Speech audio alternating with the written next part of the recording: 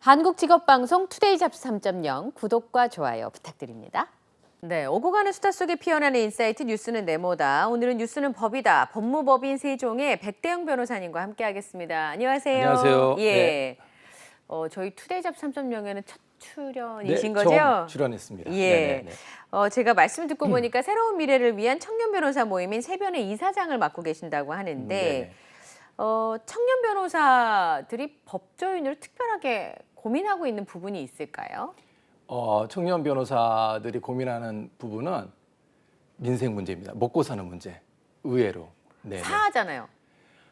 사람들이 생각하시는 거하고 예. 청년 변호사들이 현재 닥쳐 있는 현실의 문제는 굉장히 괴리가 있습니다. 네네. 잘 납득이 안 납득이 돼가지고 잘안 되시죠? 변호사님들은 전문직이시니까 고소득 전문직 아닌가요? 그건 아니고요. 예. 지금 청년 변호사들이 가장 심각하게 처해 있는 문제는 민생 문제, 먹고 사는 문제, 먹고 사는 문제. 문제입니다. 네. 예. 그 통계를 제가 확인해 봤는데요. 네. 지금 변호사들의 연평균 사건 수임 건수가 13건 정도 되고요. 1년에 13건. 네. 올로 따지면 1.1건입니다. 한 달에 한 건. 한 달에 한 건 정도 수임한다는 얘기고요. 네. 한 건을 한 500만 원 혹은 뭐 1,000만 원 정도 수임한다고 보면 네. 임대료, 뭐 직원 월급, 예. 뭐 관리비 내고 나면 사실 남는 게 아무것도 없는. 그러니까 뭐 하다못해 소상공인보다도 못한 예. 지금 고리를 하고 있는 그런 상황입니다. 그래서 지금 청년 변호사들이 처해 있는 아주 심각한 문제는 말 그대로 먹고 사는 문제입니다. 네. 네네. 그러니까 청년 변호사님들이 이제 그런 부분이 고민이 된다는 말씀이신데, 예. 그 변호사에 대한 진입 장벽이 굉장히 높잖아요, 사실은. 네네, 아무나 네. 하실 수 있는 뭐 그 직종이 아니기 때문에 뭐 네. 다른 직종도 물론 그렇습니다만 그런 고정관념에 대해서 제가 지금 말씀드린 고소득 전문직 아니냐라고 네네. 질문을 드렸었는데 청년 변호사들은 그 부분에 대해서 어떻게 생각하시는지요? 그 20년 전에는 고소득 전문직이 맞았습니다. 근데 예. 지금은 고소득 전문직이 아니고요. 예. 저소득 빈민직입니다. 저희들이 그렇게 얘기하는데 고소득 전문직이신 분들도 있지만 네. 지금 막 진입한 청년 변호사들은 수임하는 것 자체가 쉽지 않은 거군요. 이게요. 우리나라 제가 2003년도에 변호사 자격증을 땄는데 네. 그때 이 면허 번호가 7653번이었습니다. 우리나라가 1945년도에 해방이 된 이후로 네. 한 70년 동안 변호사가 7,600명 정도밖에 없었던 진짜 그렇게밖에 안 됐어요. 네, 1번부터 한 3,000번 정도까지는 또 어르신들이라고 치면 실질적으로 뭐 한 4, 5천 명 정도밖에 안 됐는데 네. 지금은 3만 5천 명입니다. 20년 사이에 변호사 숫자가 5배가 늘어났고요. 네. 근데 문제는 사건 수는 오히려 한 30% 감소했습니다. 왜요? 인구가 많이 늘었잖아요. 이게요. 우리나라의 국민들의 특성을 좀 감안해야 됩니다. 이 법률 문화는 한 나라의 문화, 역사하고 관련이 되어 있습니다. 예. 예를 들면 우리나라는 조선시대를 한번 생각해 보시면 네. 조선시대 때 백성들이 억울하고 분한 일이 있으면 어디를 찾아갔냐면 신문고를 찾아가. 사또, 사또를 사또를 찾아가요. 찾아가셨죠. 네. 관아에 가서 네. 사또를 찾아서 사또 억울하옵니다라고 얘기를 하면 사또가 뭐가 억울하냐라고 물어보고 예. 그러면 이제 백성이 뭐 이런 저런 해서 억울합니다 그러면은 이제 가서 이제 잡아와서 네. 형틀에 묶어놓고 이제 예, 뭐 곤장도 때리기도 하고 예. 뭐 네 죄를 네가 알렸다 이렇게 하기도 하고 하죠. 이게 뭐냐면 사또는 지금으로 치면 시장, 군수, 구청장입니다. 네. 그러니까 행정 업무를 담당하는 사람이 네. 사법까지 같이 한 거죠. 그 그러니까 당시에는? 그러니까 우리나라는 행정과 사법이 혼재되어 있었습니다. 이게 분리가 안 되어 있습니다. 네. 그래서 우리 국민들은 살다가 억울하고 분한 일이 있으면 어디를 찾아가냐면 사법부, 소위 말하는 변호사 이쪽을 찾아가는 게 아니라 행정부에 대해서 민원을 제기합니다. 민원. 그래서 전 세계적으로 예. 민원이라고 하는 것이 가장 발달된 제1등 국가가 우리나라입니다. 그래서 그래요? 정부24, 뭐 국민신문고 이런 것들이 발달되다 보니까 사람들이 살면서 억울하고 분한 일이 있거나 좀 잘 모르는 일이 있으면 변호사를 찾아가지 않고 민원, 시청, 구청, 뭐 정부 부처에 민원을 제기하죠. 예. 우리 앵커님도 살아오시면서 변호사를 찾아간 일이 거의 없었을 텐데, 네. 변호사를 찾아가지 않습니다. 사람들 습성이. 예. 그렇다 보니까 변호사 숫자를 아무리 늘어나도 사건은 점점점 줄어들 수밖에 없는 이유는 국가가 변호사를 대신해서 굉장히 많은 민원 업무를 대신 처리해주고 있기 때문에 이 심각한 상황인 거죠. 네네. 그래요. 그 법률 시장도 예전과 달리 굉장히 분위기가 많이 바뀌었다는 말씀을 좀. 많이 바뀌었습니다. 예. 네네네. 자, 오늘 뉴스는 법이다 본격적으로 시작하기 전에 오늘 백대영 변호사님을 모신 이유를 설명을 좀 드려야 될 것 같은데요. 지난 8월에 세변에서 지금 이제 변호사님께 이사장으로 계시는 새로운 미래를 위한 청년 변호사 모임에서 정당 명의의 현수막 설치를 합법화하는 법원에 대해서 헌법소원 심판을 청구해서 화제가 됐었는데요. 얼마 전에 현수막의 설치 개수를 제한하자라는 법안이 국회 행정안전위원회 소위원회를 통과를 했습니다. 오늘 그 얘기를 좀 나눠보려고 하는데 네. 제가 아까 말씀드린 것처럼 애 키우는 집에서는 저런 문구를 좀 가리고 싶다라고 싶을 정도로 거친 언사와 네. 누구를 조롱하는 듯한 현수막 자체가 나쁘다기보다는 그런 문구를 좀 우아하게 표현하면 안 되나 뭐 이런 생각이 좀 들기도 하거든요. 정당 현수막의 난립이 어느 정도 수준인가요, 변호사님? 뭐 굉장히 심각한 수준이라고 보시면 되는 거고요. 네.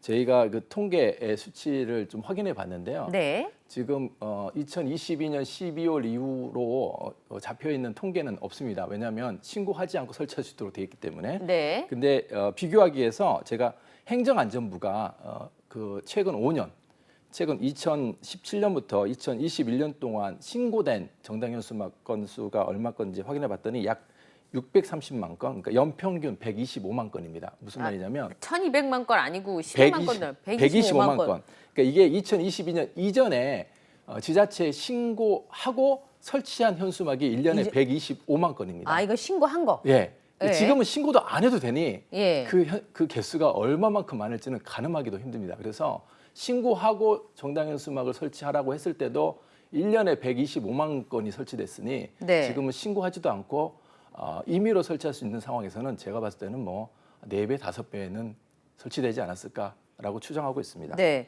그러면 지금 행정안전위원회 소위원회를 통과한 법안은 네. 현수막 설치 개수를 제한하자. 맞습니다. 이 말은 거꾸로 얘기하면 이제 이 법은 만들어지고 있는 중이잖아요. 아직 법이 된 건 아니죠. 네. 그러니까 국회 통과를 해야 법이 되는 맞습니다. 거니까. 네네. 그러면 지금 개수 제한이 없어요? 지금 개수 제한이 없습니다.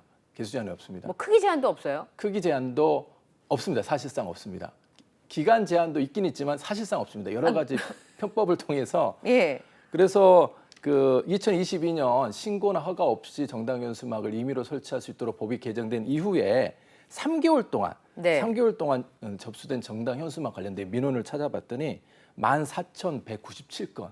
엄청난 한 달에 3,000건 이상씩. 3,000건 이상의 민원이 제기됐다는 겁니다. 예. 딱 3개월 정도만 조사를 해봤더니 그러니까 국민들께서 정당 현수막에 대해서 얼마나 불쾌하고 불편해하시는지가 네. 통계적으로 확인이 가능한 상황입니다. 아니 제가 예를 들어서 빵 가게를 하려고 현수막 걸라 그러면 그거 다 네. 제한이 있잖아요. 오래 맞습니다. 걸면 안 되고 그렇지 않아요? 맞습니다. 네네네. 근데 소상공인들이나 자영업자분들은 사업 광고하려면 제한이 있는데 네네. 국회의원분들이 거는 정당 현수막도 사업자가 거는 그 현수막이랑 다를 바가 뭐가 있는데 거긴 제한이 없고 여긴 제한이 있나요? 그게 가장 큰 지금 문제인데요. 네. 그러니까 일반 국민들 입장에서 보면 왜 정치인들에게는 이러한 특혜를 그렇죠. 주고 예. 왜 일반 소상공인들은 이런 규제를 하느냐. 그리고 그렇죠. 정치인들이 게시하는 정당 현수막의 내용이 예. 교육적이지도 않고 예. 나라 발전에 아무런 도움도 안 되는 것 같은데 네. 왜 이걸 계속 허용해 줘야 되느냐. 그런 이제 불만들이 많이 나오고 있는데요. 어쨌든 2022년 12월 이전에는 정당 현수막이든 어떤 뭐 정치 현수막이든 간에 네. 일반 소상공인과 똑같이 지자체에 신고를 하거나 허가를 받고 그렇죠. 또 여러 가지 금지 규정, 제한 규정에 적용을 받아서 네. 함부로 설치할 수가 없었는데도 불구하고 예. 딱 정당 현수막에 대해서 그런 모든 신고나 제한이 허가, 없고. 제한이나 금지 규정의 적용을 배제하는 그 조항, 지금 8조 조항이 통과됨에 따라서 무제한적인 네. 사실상 무제한적인 정당 현수막 설치가 이루어지고 있고요. 예.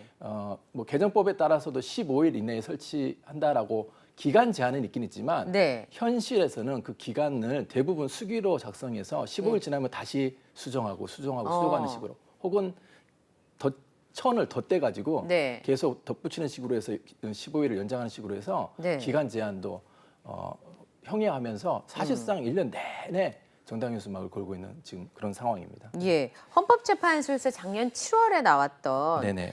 선거일 180일 전부터 선거에 영향을 주는 현수막 그리고 광고물 게시를 금지하고 처벌하는 공직선거법 조항에 대해서 헌법 불합치 결정을 내렸는데 그러면 이거 이제 처벌하지도 말고 금지하지도 말라라는 뜻인가요? 헌법재판소 얘기는? 이게 이제 5개 광고물법하고 네. 그다음에 그 공직선거법을 좀 달리 보셔야 됩니다. 아 그럼 천천히 설명을 해주세요. 이게 네, 좀 말이 너무 어렵네요. 어렵죠. 예. 네, 어렵죠. 공직선거법이라고 하는 거는 선거의 공정성, 네. 공정성을 위해서 선거 기간 동안만 정당 현수막을 걸 수 있게끔 해주었습니다. 그렇죠. 네. 그래서 그런데 이제 180일 이전부터는 못 건다는 얘기는 180일 이전까지만 선거 운동을 하라는 거고요. 예. 6개월, 186개월 동안은 선거를 위한 정당 현수막도 걸지 못한다. 공정하게 예. 선거를 해야 되기 때문에. 걸 수 있는 사람과 걸 수 없는 사람이 있을 수 있어서 예, 그런가요? 있을 수 있으니까. 아. 그래서 이거를 180일이 너무 길다. 네. 선거운동 좀 더 기간을 좀 줄여주고 현수막을 좀 더 많이 걸 수 있게 해달라라는 취지에서 헌법 불합치 결정이 받은 겁니다. 그래서 이거를 180일에서 120일로 줄였다는 얘기는 예. 정당 현수막을 걸 수 있는 기간이 60일이 더 늘어난 겁니다. 그러니까 국민들 입장에서는 더 불편해진 거예요, 사실은. 예. 6개월 전부터는 걸지 말라. 선거 6개월 네. 전부터 그랬는데 그걸 지금 120일이면 넉 달 전부터 는 걸지 마라. 그러니까 그 두 달 동안 더 걸 수 있다는 거죠. 예. 그러니까 여기 한글로 돼 있어 너무 어렵네요. 네네. 예. 그게 이제 공직선거법이고요. 네. 5개 광고물법은 그거하고 상관없이 그러면 그 전에 그러니까 180일이든 뭐 120일이든 6개월이든 4개월 이전에는 걸 수 있고 그 이후에는 걸 수 없도록 돼 있는데 그 전에 걸 수 있는 기간에도 네. 그 전에는 허가를 받거나 신고를 받고 혹은 금지 규정, 제한 규정에 적용을 받아서 걸어라는 거였습니다. 무조건 네. 걸 수 있는 건 또 아니었어요. 아. 근데 그 전 단계에 걸 수 있는 상황에서 그 허가나 신고 그다음에 금지 규정이나 제한 규정 적용을 완전히 없애버린 그러니까 거죠. 5개 광물법은 그 전까지는 그러면 지자체장의 허가가 필요했었는데 맞아요. 허가나 신고. 근데 작년 6월에 자기들 거를 자기들이 개정을 한 거군요. 네, 예, 그러니까 이게 5개 광고물법과 공직선거법이 같이 융합되면서 예. 더 심각해진 상황이 된 겁니다. 그러니까 정치 현수막을 180일 이전 이후로는 못 걸었던 것이 네. 120일 이후로 못 걸게끔 2달을 더 늘려줬고 네. 그 늘려준 기간뿐만 아니라 그 180일이나 120일 이전에 걸 수 있는 경우에도 원래는 5개 광고물법에 따라서 허가나 신고를 받고 네. 또 금지 규정, 제한 규정을 받아야 되는데 예. 그것도 필요 없다. 네. 5개 광고물법 해줘서 사실상 정당 현수막은 이 5개 광고물법과 공직선거법을 이제 합쳐놓으면 선거하기 120일 전 이전에는 마음대로 걸을 수 있다가 네. 이제 돼버린 거죠. 네. 근데 사실은 정당 현수막의 두 가지 불편한 점은 첫 번째는 문구가 지나치게 자극적이거나 다른 사람을 힐난하거나 비난하는 형식의 현수막이 걸릴 때 사실 보는 사람의 마음을 해치게 맞습니다. 되고요. 네, 맞습니다. 두 번째는 막 여기저기 걸려 있으면 어제 같은 경우도 바람이 굉장히 많이 불잖아요. 네, 그리고 건물 맞습니다. 외벽이 떨어지거나 하면 현수막도 충분히 떨어질 수 있기 때문에 무분별하게 안전하지 않은 자리에다가 현수막을 걸게 되면 네. 사람들이 위험해질 수 있잖아요. 맞습니다. 네. 그러면 현수막이라고 하는 건 정당의 입장과 주장을 전달해주는 일종의 매체인데 네. 이게 오히려 보는 사람들에게 불편함을 줄 수도 있다 싶어요. 네, 맞습니다. 예. 맞습니다. 정당 현수막 관련돼서 뭐 조금 이따 또 말씀드리겠지만 가장 심각한 게 거론되는 문제점은 이제 미관. 미관을 너무 회친다. 네. 거하고 그 미관에 해당되는 부분에는 아이들에 대한 교육적인 부분도 이제 포함되어 있습니다. 그다음에 두 번째가 앵커님께서 말씀하신 안전에 안전에 위험할 수 심각한 있잖아요. 문제입니다. 네. 예. 실제로 정당 현수막으로 인해서 사고가 보고된 경우도 8건이나 발생하고 예. 그 중에서는 심각한 인사사고들도 보고되고 있습니다. 그래서 이게 이 모든 데이터가 사실은 이 개정법이 만들어진 이후 초창기에 나온 데이터이기 때문에 지금 1년 동안 전수조사를 해보면 얼마나 많은 안전사고가 발생했는지는 사실은 뭐 가늠하기도 어려울 그런 지경이기도 합니다. 예. 네. 그러니까 제가 우려가 지나치다고 생각하실 수도 있지만 실제로 지금 변호사님 말씀하신 것처럼 안전사고로 피해를 입으신 분들 얘기가 네네네. 접수가 되고 있으니까 그런 부분에 있어서는 좀 개정의 여지가 있지 않나 싶은 생각이 드는데요. 그 재작년 뭐 몇 년 전부터 그런 얘기가 나왔던 게 이 현수막 재활용도 안 된다. 맞습니다. 네네. 우선은 환경오염 피해가 굉장히 크다라는 비난들이 있던데요. 네네. 우리나라 쓰레기는 크게 세 가지 방식으로 처리가 됩니다. 하나는 매립, 네, 매립을 묻거나. 묻거나 아니면은 소각, 태우거나 아니면 재활용인데요. 정당 현수막은 매립을 해도 썩지가 않습니다. 그래서 사실상 매립하기에는 적절하지 않은 거고요. 그다음에 재활용도 불가능해서 사실상 재활용하는 거는 뭐 마대자루라고 우리가 흔히 얘기하는 아주 저질의 그런 걸로만 재활용이 됩니다. 실질적으로는 대부분의 정당 현수막은 그래서 소각할 수밖에 없는 그런 상황인데요. 네. 제가 좀 찾아보니까 올해 1월부터 3월까지 발생한 그 현수막이 1,314톤, 2분기에는 1,418톤에서 1월부터 6월 달까지가 약 한 2,800톤 정도 됩니다. 2,800톤이 어느 정도냐면 이제 감이 잘 안 오실 테니까 개수로는 약 197만 장이고 가로로 이어붙이면 지구의 4분의 1바퀴를 돈다고 하고요. 상반기 다른 현수막만. 상바퀴만. 예. 근데 여의도 면적을 뭐 3번 덮을 정도로 엄청난 분량인데 이게 왜 중요하냐면요. 이 아까 말씀드린 2,800톤이라고 그랬지 않습니까? 네. 이 개정법이 나온 이후로 무작위로 무분별하게 설치된 정당 현수막이 2,800톤인데 그 전에 법에 의해서 제한될 때는 네. 심지어 대선 기간에도 1,100톤밖에 안 됐고요. 지방선거 때에도 1,500톤밖에 안 됐습니다. 그래서 대선 기간 때 1,100톤, 작년에 지방선거일 때 1,600톤밖에 안 됐는데 심지어 선거 기간이 아님에도 불구하고 훨씬 더 많이 상반기 나왔다는 때만 거죠. 2,600톤이라는 어마어마한 분량이 나온 거죠. 그럼 내년 총선 치르게 되면 더 많이 나올 수도 있네요. 뭐 예상하기 어려울 정도로 엄청나게 많은 현수막이 나올 거라고 보고 있고요. 환경부 자료를 좀 찾아봤더니 그 환경부 자료 중에서 이 현수막 그건 폴리에스테르하고 면 등이 섞인 합성 섬유로 합성섬유로? 만들어지는데 현수막 한 장을 소각하면 4kg의 온실가스하고 다이옥신 등의 1급 발암물질이 배출된다고 합니다. 그래서 이 현수막에 대해서 환경운동연합 같은 환경단체들은 기후악당이다. 기후악당이다. 기후악당이다. 기후변화에 아주 나쁜 영향을 미치고 있는 그런 쓰레기다라는 얘기들을 하고 있는데요.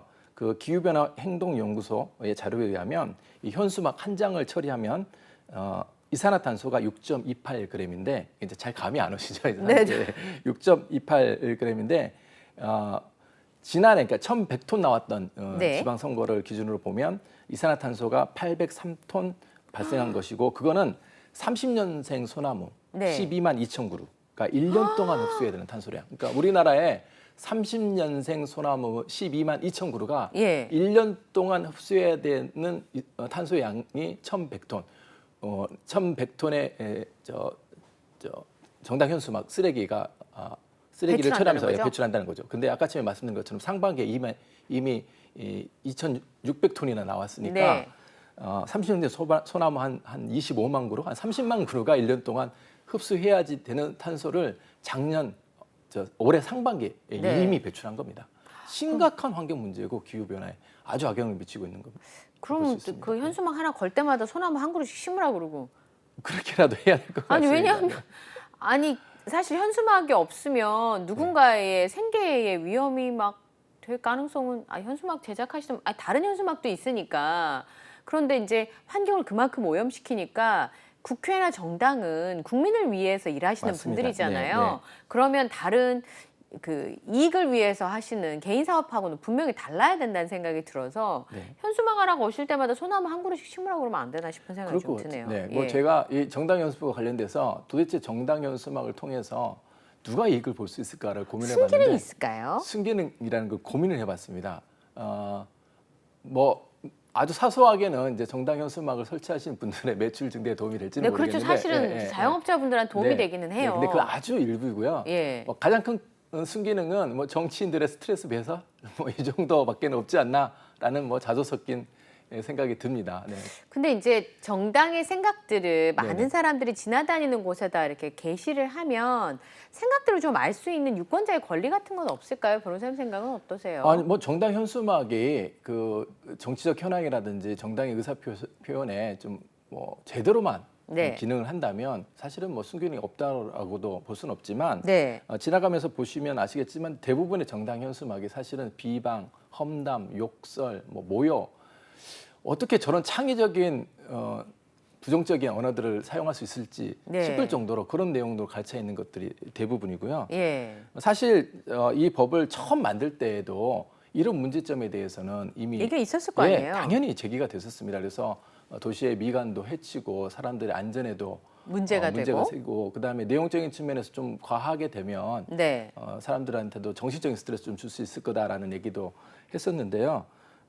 그 법안을 발의했던 그 국회의원분들께서 정당 활동을 하는데 무슨 그런 뭐랄까 이 가중치가 낮은 뭐 그런 얘기들을 하느냐는 식으로 좀 무시했던 경향들이 있었습니다. 제가 입법 관련된 자료들을 좀 살펴보니까 네.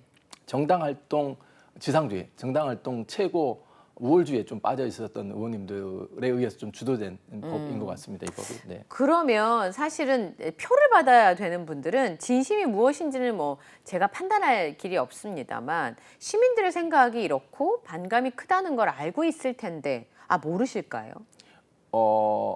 최소한 이 법을 만들 당시에는 몰랐던 것 같아요. 옆에서 이 법안이 만들어지는 과정에서 입법조사처라든지 뭐 법안 검토하는 분들 또 지자체에서는 사실은 문제점에 대해서 경고를 했었습니다. 네.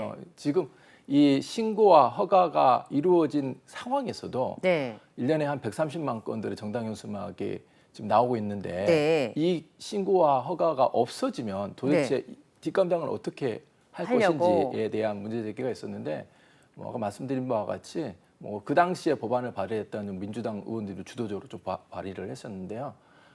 정당 활동은 헌법에서 보장되는 가장 중요한 가치이기 때문에 네. 그럼 뭐 일반 시민들, 일반 국민들의 그 불편 이런 것들은 뭐 글쎄 뭐 딱히 뭐 계량화되지도 않아 보이고 뭐 막연한 그런 어떤 우려 아니냐는 식으로 좀 무시되고 간 부분이 있었습니다. 그래서 근데 지금은 어쨌든 시민이나 국민분들께서 굉장한 피로감을 호소하고 있는 건 사실인 것 같은데요. 네. 그래서 이제 이사장으로 계신 세변에서 헌법소원 심판을 청구하셨다고 하는데 네네. 어떤 과정 중에 있는지 그리고 어떤 과정을 거쳐서 지금 진행되고 있는지 설명을 좀 해주세요.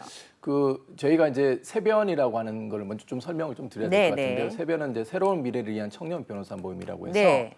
2030 그러니까 20대 30대 젊은 변호사들의 모임입니다. 네. 그래서 이 젊은 변호사들이 모여서 우리가 우리나라를 위해서 어떤 일들을 할 수 있을까를 고민하는데 이 청년들의 특징이 뭐냐면 탈이념, 탈정당이에요. 이념적이지도 않고 어떤 특정 정당에 편향적이지도 않습니다. 네. 이 친구들이 추구하는 지향점은 굉장히 공정공익, 그러니까 일반 국민들의 상식에 비추어 봐서 어떤 것들이 바르고 어떤 것들이 바르지 않냐라는 것들을 이제 보는데 그 중에서 나왔던 안건 중에 하나가 이 정당 현수막이었습니다.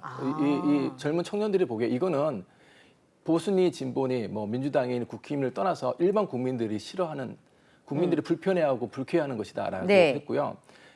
그런 거 관련된 이제 사전에 여론조사들을 쭉 했었습니다. 그래서 사람들한테 여러 가지 피드백을 받았는데 아니나 다를까 뭐 대부분의 국민들이 이 정당 현수막 좀 제발 좀 없애줬으면 좋겠다라는 얘기를 했고요. 불편하다. 어떤 언론 조사에서는 국민의 80.2%가 이것 좀 제발 좀 정리를 안 해줬으면 했으면 좋겠다. 좋겠다. 라는 정도에서 세변이 이제 이거를 헌법소원을 좀 해봐야 되겠다라고 네. 해서 헌법소원을 제기를 했고요.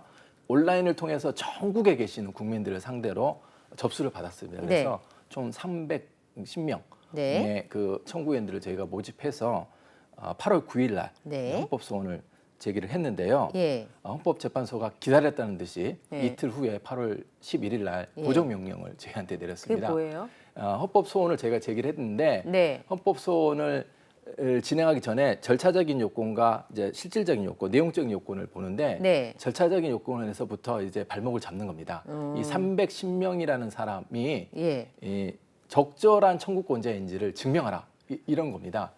그러니까 뭐 헌법소원을 제기하려면은 이 헌법소원을 제기한 사람 당사자가 이제 자기 관련성이라고 하는 법적인 네. 용어로 표현하는데 이 헌법소원을 제기하기 위해서 본인이 어떠한 피해를 입었는지를 구체적으로 설명을 해야 되는 부분이 그럼 있고 피해를 입었다는 게 증명이 안 되면 헌법소원을 청구할 할 수가 없습니다. 없나요? 네. 그 다음에 그 피해를 입은 것이 그 이러한 법 개정이 있은 날로부터 뭐 90일 이내나 혹은 120일 이내인지를 또 증명하라는 그런 것들을 이제 내려 보냅니다. 그래서 보정 명령인데요. 네. 사실은 이제 그러다 보니까 혹시 뭐 들으셨는지 모르겠지만 후쿠시마 예. 오염 처리수 뭐 방류할 때 네. 뭐 변호사 단체에서 고래를 청구인으로 해가지고 헌법소원을 제기한다 뭐 이렇게 하는데요. 그건 네. 사실 쇼고요. 예. 고래는 그거를 입증할 수가 없기 때문에 네. 그 단계에서 각하되는 겁니다, 아, 사실은. 근데 이제 그렇군요. 언론에 이제 홍보하기 위한 차원에서 하는데 어쨌든 저희는 언론에 홍보하기 위한 차원에서 하는 게 아니라 실질적으로 판단을 받아보고 싶었기 때문에 네. 저희가 이 310명에 대한 그 보존 명령을 하려고 했지만 네. 이 전국에 계신 분들한테 그렇죠. 그거를 어떻게 연락을 해서 자기 네. 관련성을 받고 또 주민도 초본도 다 발급받아 제출하라고 하더라고요. 아, 쉽지 않죠. 그래서 저희가 전략적으로 네. 우리 저 청구인단을 세 그룹으로 나눴습니다. 그래서 일반 소상공인들, 네. 예, 그다음에 일반 시민들, 네. 그다음에 정당에 소속되어 있지 않는 정치 신인들 이렇게 세 그룹으로 나눠서 각 그룹에서 한 두세 분씩만 저희가 네. 어떻게 좀 손발을 해서 좀 네. 도와달라는 취지로 해서 아. 그분들한테 이제 특정해서 자기 관련성도 저희가 입증을 하고 네. 초본도 해서 네. 제가 제출을 해가지고 10월 17일에 예. 그러니까 한 두 달 후죠. 10월 네. 17일에 뭐 심판에 회부해 주겠다라는 결정을 이제야 받았고요. 그럼 이제부터 시작이 이제부터 시작입니다. 이제부터 시작인데 뭐 헌법재판이라고 하는 게 하세월이기 때문에 언제 끝날지는 지금 모르는 상황입니다. 아, 언제 결정될지 모른다. 예, 네, 네, 네. 제가 궁금한 건 불편하고 미관을 해치고 그런 건 맞아요. 네네. 그런데 정당 활동은 그 어느 국회의원이신지 모르겠지만 그분이 주장하시는 대로 헌법에서 보장한 굉장히 중요한 권리잖아요. 정당의 네네, 활동이라고 네네, 하는 게. 네. 그렇기 때문에 지금 말씀하셨던 법안이 진행이 됐던 거였는데 네. 그럼 어떤 요지를 가지고 이거는 헌법의 그 기본 정신에 위배된다라고 주장을 하셨는지 저는 청구의 요지가 궁금합니다. 예, 저희가 예. 임의로 청구 요지를 작성하지는 않았고요. 그렇죠. 아까 말씀드린 것처럼 일반 시민들의 목소리를 다 들어봤습니다. 네. 뭐가 불편하시느냐, 네. 뭐가 문제라고 생각하시느냐, 굉장히 많은 말씀들을 해주셨는데 그걸 저희가 이제 정리해서 크게 이제 세 가지로 세 가지. 첫째는 이제 평등권. 평등권? 아까 말씀드린 바와 같이 일반 소상공인 하다못해 김밥집 하나 하시는 분은 자기 김밥집을 홍보하기 위해서 현수막을 걸려고 하면 네.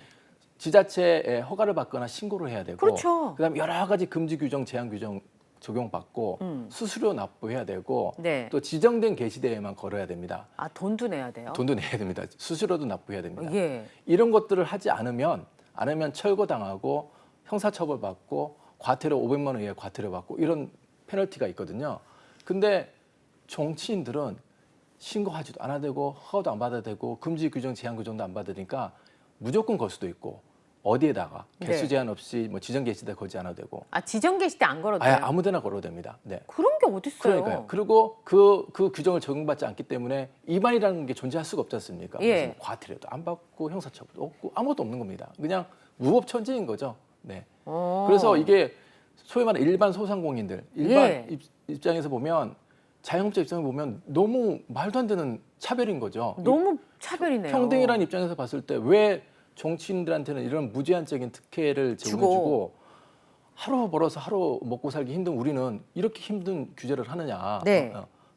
이게 5개 관건법의 입법 취지가 그 깨끗한 환경을 조성하자는 게 입법 취지인데 네. 그런 측면에서 본다면 소상공인이 거는 현수막이나 정치인이 거는 현수막이 차별받을 이유가 없다. 네. 이게 첫 번째 이유였고요. 네. 두 번째는 국가가 국민의 안전을 해줘야 하죠. 보장해줘야 될 의무가 있는데 이걸 네. 위반했다. 뭐냐면 이 정당 현수막들이 여기저기 아무데나 설치돼 있고 네. 특히 위험한 거는 교차로에 또 많이 설치돼 있습니다. 사람들이 많이 지나가는 곳에 설치해야 그렇죠. 되기 때문에. 근데 이 교차로에 설치할 때 이게 위아래로 막 층층이 설치되어 있거나 아니면 사람들의 눈높이 혹은 승용차가 지나가는 때 승용차 운전하시는 분들의 눈높이에 설치되어 있다 보니까 네. 도로를 모퉁이를 돌거나 교차로를 통행하는 분들의 안전에 심각한 영향을 미치고 네. 실제로 이런 것 때문에 사고가 왕왕 네. 발생합니다. 예. 제가 살고 있는 인천 연수구에서는 킥보드를 타고 가는 대학생 여대생이 이 밤에 이 정당 현수막 줄에 목이 걸려가지고 넘어져서 심각한 사고를 당한 어떡해요. 적도 있었어요. 아이고. 저녁에는 안 보이니까 어디에 예. 설치됐는지. 예. 그래서 이게 국가가 국민의 안전을 보장해야 될 의무를 지금 해태하고 있다가 두 번째였고요.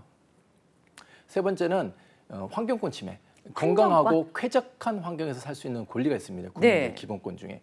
근데 이 정당 현수막이 무분별하게 설치되어 있어서 일단 내용 자체가 굉장히 불편합니다. 보기에도 자극적이고. 불쾌하고 예. 스트레스 받죠. 네. 또 이런 것들이 아이들이 다니는 통행로라든지 학교 근처 뭐 여기저기 설치돼 있다 보니 우리 아이들의 교육 문제에 있어서도 굉장히 좋지 않은 그렇죠. 환경에 안 좋은 처해 있습니다. 영향을 주죠. 그래서 이런 환경권 침해, 네. 그래서 평등권, 환경권, 국가가 또 국민의 안전을 보장해 줘야 될 의무 이거 세 가지를 위반했다는 이유로 저희가 이제 헌법소원을 제기를 했습니다. 네. 반대로 이제 정당에서는 그런 주장을 할 것 같아요. 이건 표현의 자유다. 무엇보다 민주주의 국가에서 가장 보장되어야 되는 가장 중요한 가치인 표현의 자유를 제한하는 거다.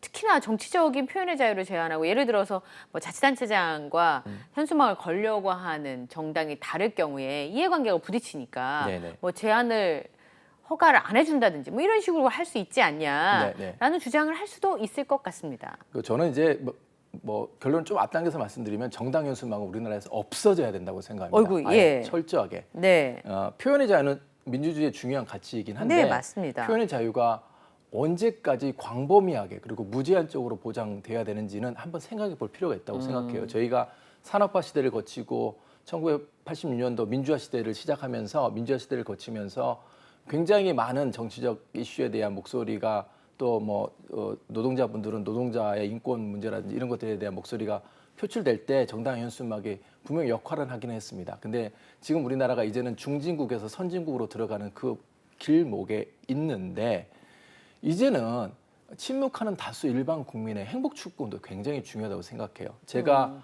주말에 아이들을 데리고 광화문 같은 데 놀러 오면 네. 굉장히 불편합니다. 왜냐하면 한쪽에서 집회와 시위를 하는데 그거를 길거리에 요즘 뭐 타워 크레인에다 이 스피커 네. 고성능 스피커를 걸어놓고 그 집회들을 하시더라고요. 네. 굉장히 불편해요. 네. 왜 우리가 저렇게 표현의 자유라는 이유만으로 일반 국민들의 그 주말의 평온과 행복을 침해당하고 있어야 될까? 네. 그리고 또 외국인 관광객들 굉장히 많이 오시지 않습니까? 요즘 많이 네. 오시죠. 그분들 보기에도 한 국민으로서 되게 좀 미안한 마음도 들어요. 한국이란 네. 나라에 관광을 오셨는데 저는 지금 우리나라가 G7에서 G8로 들어가네 아니 이런 상황에서 이 정당 현수막 정치에 대해서 한번 좀 고민해 볼 필요가 있다. G7 국가 중에서 정당 현수막을 통해서 정치하는 나라를 저는 본 적이 없습니다. 이 IT가 발달된 특히 우리나라에서 네. 다양한 방법으로 정치를 할 수 있는데 왜 꼭 정당 현수막이라는 것을 걸어서 네. 가만 생각해 보시면 1940년대, 50년대 우리나라에 막 걸었던 그 정당 현수막이 지금까지 내려온 거거든요. 예. 네. 이 정당 현수막 제도는 분명히 제가 봤을 때는 조금 이제는 좀 없애야 될 병폐라고 생각하고 구시대적인 병폐, 일반 국민들이 지금 제가 보면 대부분이 이 정당 현수막이 차라리 없어졌으면 좋겠다. 규제가 아니라 그냥 아예 없어졌으면 좋겠다라고 생각하시는 분들이 생각보다 네. 많다라는 생각을 하고 예. 있습니다. 뭐 그렇긴 한데 매체마다 접근성이 다르기 때문에 일반 국민들이 저도 뭐 현수막 내용이나 이런 게 찬성하지는 않습니다만 그 자체를 없애는 건 좀 그런 게 아닌가라는 생각이 좀 들기도 해요. 왜냐하면 이제 매체나 플랫폼들을 모든 연령대에 있는 모든 분들이 다 접근할 수 있는 건 아니기 때문에 그런 부분도 좀 고려돼야 되지 않나 싶은 생각이 좀 들기도 그래서 해요. 이제 그나마 다행히 뭐 국민의힘에서는 이제 정당 현수막의 내용에 네. 관련돼서 상대방을 비방하거나 그렇죠. 모욕하거나 하는 예. 것들은 자진해서 철거하겠다라고 예. 하는데 그 정도의 자정 노력만 보여주는 것만으로도 사실은 국민 입장에서 보면 참 반가운 일입니다. 네. 지자체들이 이제 이게 민원이 많으니까요. 예. 그 지자체에서도 나서는 것 같거든요. 네네. 인천에서 7월에 전국 최초로 정당 현수막을 규제하는 내용을 담은 조례를 개정을 했는데 네. 행정안전부에서 법 개정 안 됐는데 조례만으로 이거 안 된다. 네네. 그렇게 네. 제동을 걸었다면서요? 맞습니다. 예. 네네. 그러니까 5개 광고물법이 상위법이고 조례는 이제 하위법인데 조례가 아래군요. 아래입니다. 예. 네. 5개 광고물법에서는 정당 현수막의 게시를 무제한적으로 허용하고 있는데 네. 이제 조례에서 지역 주민들의 불만이 너무 많다 보니까 네. 그걸 좀 뭐 읍면 동별로 2개씩 뭐 개수도 좀 제한하고 아. 장소도 좀 제한하고 네. 규격이나 내용도 좀 제한하자는 조례들을 만들었는데 어쨌든 법에서는 허용하는데 왜 네. 조례에서 그렇죠. 제한하느냐 해서 문제를 제기를 했고요. 이럴 경우에 이제 행정안전부하고 지방자치단체하고의 싸움이 생기면 어디로 가냐면 대법원으로 갑니다. 대법원에서 그러니까 행정안전부가 대법원에다가 인천시가 만든 조례가 무효입니다라는 무효 확인 소송을 이제 제기를 합니다. 예. 그래서 행안부가 대법원에다 무효 확인 소송을 제기를 했고요. 네. 그 하면서 이 조례의 효력을 정지시켜 달라는 가처분을 했는데요. 다행히 대법원에서는 가처분은 받아들이지 않았습니다. 그래서 예. 조례 효력은 여전히 살아 있는 걸로 아. 봤고요. 다만 이제 이 조례가 5개 광문법에 위반돼서 무효인지 아닌지는 이제 본안 판단이 남아 있는데 지금 그 상황에서 좀 더 복잡하게 이혼 소송이 들어갔잖아요. 이혼 소송 뭐냐면 이제 법률이 헌법에 위반된다라는 예. 거거든요. 그러니까 행안부는 조례가 법에 위반된다고 네. 했더니 이제 저희가 무슨 소리냐? 법이 헌법에 위반된다고 해서 위반된다. 또 꼬이고 또 꼬였습니다. 그래서 이 소송들이 지금 다 홀딩되어 있습니다. 그래서 아. 헌법재판소가 법률이 헌법에 위반된다고 판단되면 네. 그 법률에 기초해가지고 문제 삼은 행안부는 이제 처리할 수밖에 아, 없겠죠. 그러네요. 그런 예. 상황입니다. 네. 그러면 아까 말씀하신 것처럼 이게 너무 지나치게 표현한 것들만 네. 정당 내부에서 자정 행동을 해줘도 좋을 것 같다고 변호사님께서 말씀하셨는데 예를 들어서 행정안전부에서 가이드라인이 있어요. 네네. 정당 현수막을 설치하고 관리하는 데 있어서 안 지킨다고 잡아가진 않지만 그래도 국회의원분들이시면 이 정도는 지켜줘야 되지 않습니까? 라고 하는 정도의 수준인 것 같은데요. 예를 들어서 어린이나 노인, 장애인 보호구역 내에 설치한다는 건 금지한다. 네. 그다음에 교통신호기나 그렇지 않으면 도시 표지판을 가리는 곳은 금지한다. 이런 건데 조금 모호한 것 같기도 하고요.